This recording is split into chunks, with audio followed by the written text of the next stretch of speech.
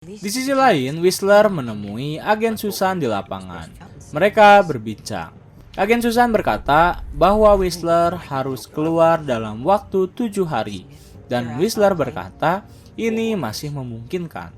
Lalu Whistler bertanya kepada agen Susan, apa yang kau akan lakukan? Agen Susan menjawab, membawamu dengan helikopter. Lalu agen Susan pun pergi. Sementara itu, Scofield memandangi mereka berdua di atas selnya dengan tatapan yang tajam.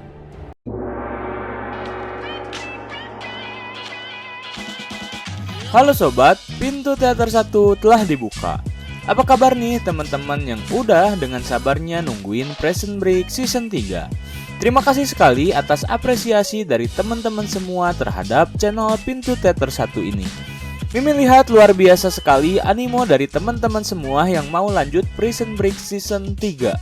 Terima kasih yang masih mau setia nonton di channel Pintu Teater 1 ini. Ya, meskipun banyak channel-channel lain yang pada ngebahas Prison Break Season 3 lebih dulu daripada Mimin. Nah, di Season 3 kali ini, film akan berlatar lagi di dalam penjara. Tepatnya di penjara Sona di negara Panama. Kita bakal dimanjakan kembali dengan aksi Scofield menyusun strategi untuk kabur dari penjara. Oke, segitu dulu basa-basinya. Langsung saja kita mulai intronya.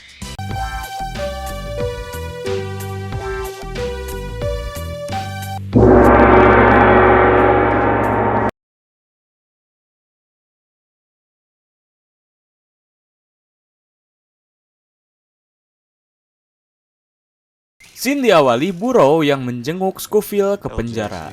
Ia berkata, kita masih diberikan kesempatan oleh company untuk membawa kabur Whistler yaitu dalam waktu 4 hari.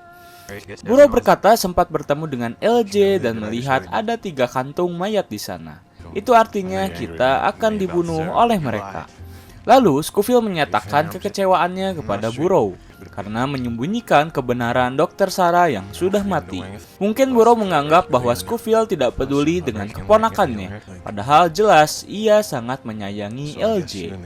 Scene berpindah ke agen Susan yang mendatangi pria misterius. Dan pria tua itu memerintahkan untuk membersihkan kekacauan yang terjadi. Pria itu mengancam kepada Susan, jika kau gagal lagi, kau akan mendapatkan perlakuan lebih buruk ketika kau ditugaskan di Mosul. Scene berpindah ke Sona, dan ternyata agen Susan mendatangi langsung James Whistler. Ternyata mereka terlihat saling mengenal dekat. Agen Susan berkata, kita punya rencana baru. Kita akan menjemputmu menggunakan helikopter pukul 17.00 tanpa diketahui oleh Scofield dan napi lain. Agen Susan memerintahkan untuk Whistler membunuh Scofield. Lechiro mendatangi selnya Scofield dan mengatakan bahwa aku punya rencana untuk kabur dari tempat ini. Kemudian Sammy datang dan berkata beberapa tahanan tidak mau membayar hutang mereka lagi. Kita kekurangan orang dan Sammy menyarankan untuk merekrut orang baru. Dan Lechiro pun setuju. Di kantor company terlihat Susan sedang menyusun rencana untuk menjemput James Whistler. Scene berganti. Sophia mendapatkan sebuah telepon yang mengaku dari pemilik apartemen yang disewa oleh Whistler. Sophia baru tahu kalau Whistler menyewa apartemen. Sang pemilik apartemen berkata ada masalah yang kau harus selesaikan di apartemen. Sophia diberi alamat apartemennya dan diperintahkan untuk pergi ke sana. Ternyata pembicaraan tersebut disadap oleh company. Lanjut, Scofield mendatangi Whistler dan berkata kita diberi 4 hari lagi oleh company. Whistler terlihat memerhatikan jamnya pukul 15.30. Itu artinya jemputan akan datang 1,5 jam lagi. Scofield berkata Lechiro sedang berusaha menyusun rencana untuk kabur dari sini. Whistler tidak peduli dengan rencananya. Yang penting ia keluar dari sini secepat mungkin. Whistler terlihat sedang menerima sebuah barang dari napi lain. Barang apakah itu? Scene berpindah ke agen Mahon. Ia menceritakan kepada agen Felicia alasan ia membunuh Sales Oscar. Agen Mahon tidak mau Sales Oscar yang melakukan pembunuhan dan pemerkosaan yang sangat kejam dihukum tidak setimpal dengan kekejiannya. Makanya agen Mahon membunuhnya sebagai imbalan yang setimpal. Sejak saat itu hidup agen Mahon menjadi gelisah. Agen Mahon meminta tolong kepada agen Felicia untuk memberikan obatnya yang biasa dikonsumsinya dahulu. Kembali ke penjara, terlihat jendela sudah dipasang baja. sehingga tidak bisa digunakan lagi untuk kabur lewat sana. Lalu Scofield kedatangan T-Bag yang memberikan sebuah surat dari Lechiro. Mereka mendapatkan denah ruangan Lechiro dan berkata, pukul 16.00 kita harus bertemu. Whistler mengeluarkan barang yang diberikan oleh napi tadi, dan ternyata itu adalah sebuah pisau. Sophia pun tiba di apartemennya Whistler dan mencoba untuk mencari sesuatu di sana. Scofield masuk ke ruangan Lechiro dan ternyata di sana ada ruangan rahasia dengan memasukkan angka yang diberikan Lechiro. Dan Scofield pun masuk ke sana. Ada pintu kedua yang harus mereka lewati, namun kali ini kodenya berbeda. Whistler yang tahu ini merupakan kesempatan menyiapkan pisaunya di tangannya. Namun aksinya digagalkan oleh Lechiro yang datang. Akhirnya Lechiro pun membuka pintu tersebut dan mengajaknya masuk. Lechiro menceritakan ini adalah terowongan untuk pergi dari blok A ke blok B. Tapi setelah kerusuhan, kita semua dipindahkan ke blok B. Namun terowongan itu tertutup oleh reruntuhan. Lechiro berkata kita akan menggali, namun menggali ke atas. Scofield pun akan memikirkan caranya. Kembali ke Sophia, ia melihat sebuah paspor dengan foto kekasihnya. Namun di sana tertulis nama Gary Miller. Sophia terkaget karena kedatangan agen Susan. Sophia belum pernah bertemu dengannya sehingga ia tidak tahu itu siapa. Agen Susan berkata, jangan mencampuri urusan James Whistler, atau kau akan mendapatkan masalah yang besar. Kembali ke terowongan, Scofield berkata, kita harus berhati-hati dalam menggali. Bisa-bisa kita yang terkubur hidup-hidup di sini. Mereka pun keluar dari sana, dan Scofield berkata mungkin butuh 2 hari untuk menggali itu. Dan mereka harus bersembunyi karena kedatangan Sammy di sana. Sammy mencoba untuk ke bawah, namun dilarang oleh Lechiro. Whistler mengurungkan niatnya membunuh Scofield dan Scofield masuk kembali ke terowongan itu dengan pintu yang ia ganjal. Ia bisa masuk tanpa perlu kode. Setelah masuk ke terowongan, Scofield menyusun rencananya. Whistler nampak gelisah dan berkata, aku memiliki fobia dengan ruangan yang sempit. Dan Whistler berkata, aku harus ke atas. Scofield mencegahnya karena bisa ketahuan oleh Sammy di atas. Scofield curiga karena Whistler sering melihat jam tangan. Lechiro datang dan menyuruh mereka untuk pergi dari sana. Scofield berkata, aku membutuhkan telepon untuk menelepon kakakku. Namun ia tidak diizinkan oleh Lechiro. Burrow dan Sucre nampak menyewa sebuah rumah di tengah hutan.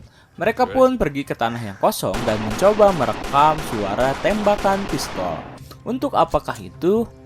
Kembali ke penjara, Scofield meminta tolong kepada Louis untuk memerintahkan ayahnya menelpon Burrow dan memberikan sebuah pesan. Ayah Louis datang ke penjara dan memberikan sebuah kado karena itu merupakan ulang tahunnya Louis. Louis enggan untuk menerima kadonya, namun ia memerintahkan ayahnya untuk menelpon Burrow. Di sisi lain, Whistler kedatangan Sophia. Whistler berpesan kepada Sophia untuk jangan mendekati Burrow.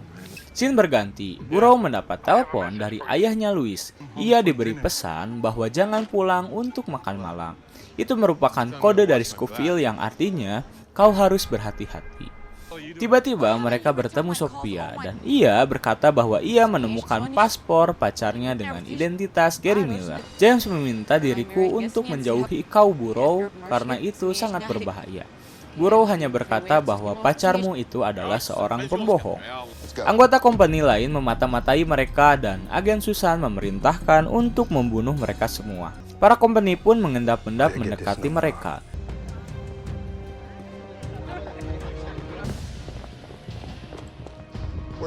Dan Sophia berhasil tertangkap. Namun Burrow menodongkan senjatanya. Perkelahian pun terjadi.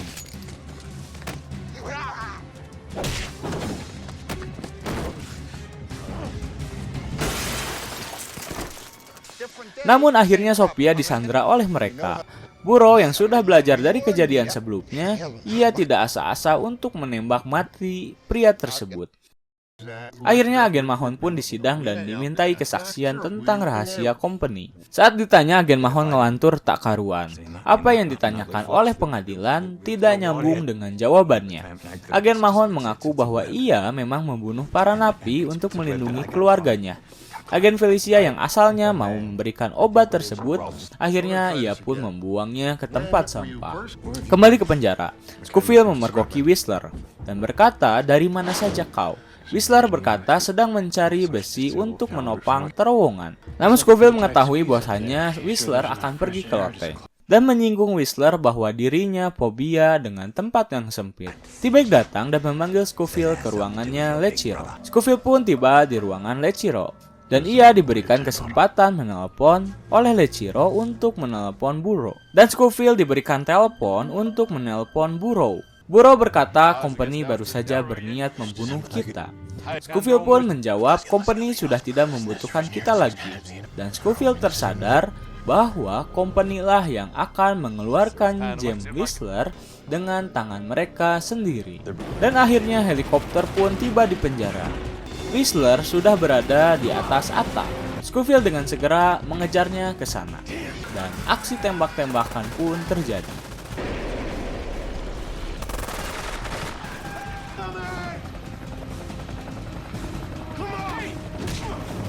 Scofield pun terlihat bertarung dengan Whistler.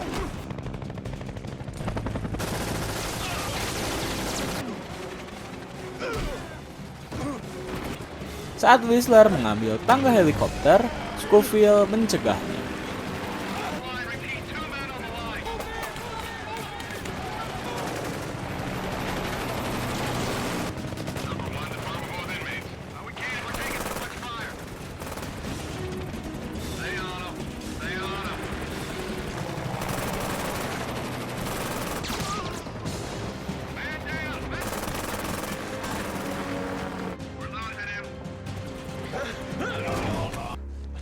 Akhirnya mereka pun gagal menjemput paksa Whistler. Whistler pun segera kabur dari sana dan membuka bajunya. Scofield pun turun dan mengganti bajunya juga. Akhirnya para napi itu pun dikumpulkan di lapangan. Scene berpindah. Agen Felicia meminta maaf kepada agen Mahon karena harus mengembalikannya lagi ke penjara Sona. Karena dia rasa saksi yang ia berikan tidaklah memuaskan. Kembali ke penjara, kepala sipir masuk dan memerintahkan Scofield untuk berdiri. Ia berkata, semenjak kau ada di sini, sudah terjadi 2 kasus napi akan kabur dari sini. Dan sipir itu berkata, kau harus mengucapkan selamat tinggal kepada Sona. Scofield pun dibawa keluar penjara. Bersatu. Gimana nih, makin seru nggak episode kali ini? Mimin jamin episode selanjutnya akan lebih seru lagi. Like, comment, subscribe, dan nyalakan lonceng notifikasi biar nggak ketinggalan episode selanjutnya. Sekian dulu episode kali ini, sampai berjumpa di episode selanjutnya. Pintu teater 1 telah ditutup dan salam untuk keluarga di rumah.